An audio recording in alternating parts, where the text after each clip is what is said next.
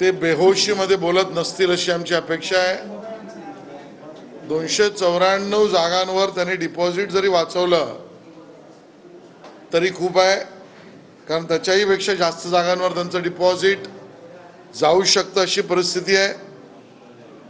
आणि जे इंडिया आघाडीचे नेते एकत्र बसून आता सांगतात प्रधानमंत्री पदाचा चेहरा कोण किंवा नाव कोणते ठरवायला दाखवायला बसवत असले तरी प्रत्यक्ष विरोधी पक्ष नेताही त्यांना ठरवण्याची परिस्थिती नसेल इतके कमी आकडे त्यांचे असतील।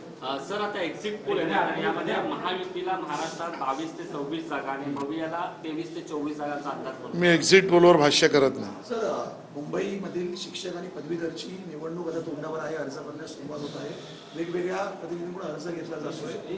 भाजपची काय भूमिका असेल मुंबई पदवीधर आणि शिक्षकच्या संदर्भात? मी मागे याची स्पष्टता दिली, कारण आमचं रजिस्ट्रेशन मतदार नोंदणी दोन्ही क्षेत्रामध्ये, मग ते पदवीधर असो किंवा शिक्षक, यामध्ये संघटनेच्या माध्यमातून अतिशय उत्तम झालेला आहे। आणि